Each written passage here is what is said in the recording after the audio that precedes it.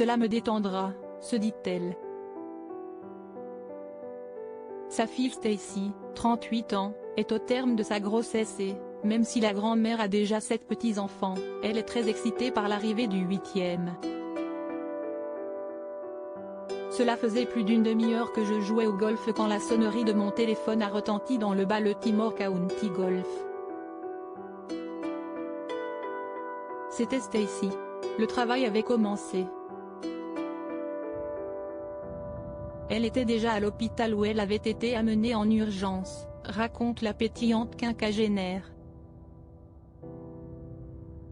Son sang ne fait qu'un tour, elle envoie valdinguer ses clubs, file sur le parking, monte dans sa voiture et fonce vers la maternité du Greater Baltimore Medical Center pour être au plus vite au chevet de sa fille.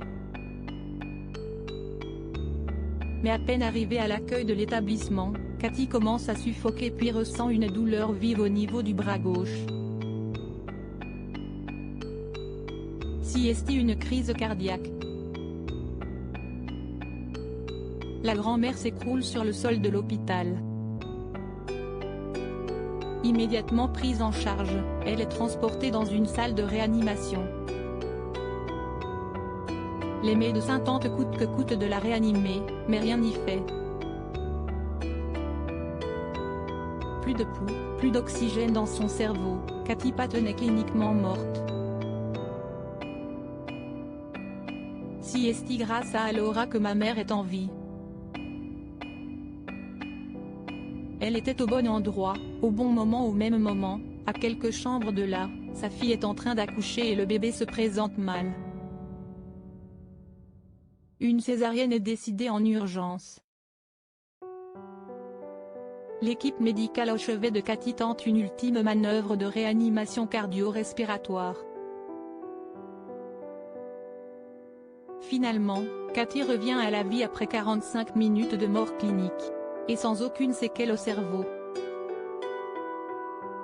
Le fait d'avoir été prise en charge au moment où elle s'est effondrée lui a sauvé la vie.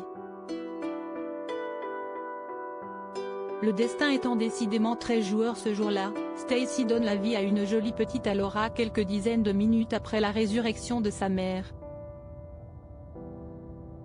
Le bébé est en parfaite santé, à l'instar de sa génitrice et, désormais, de sa grand-mère. Prouesse de la médecine moderne ou intervention divine? Dans l'esprit des deux femmes, quelque chose de spécial s'est passé ce jour-là.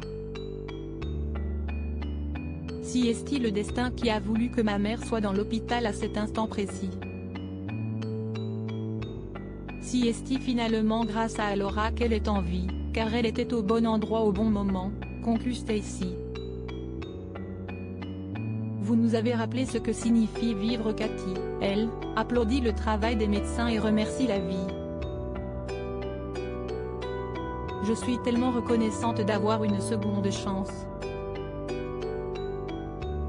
Désormais, je vais être la meilleure personne possible, lâche-t-elle. Ce sont pourtant les médecins de l'hôpital de Baltimore qui ont tenu à remercier toute la petite famille. Vous nous avez rappelé ce que signifie vivre. Et vous nous avez appris ce que signifie ne pas abandonner, a déclaré le docteur Dov Frankel, le chef des urgences de l'hôpital. Une leçon qu'aucun des protagonistes n'est prêt d'oublier.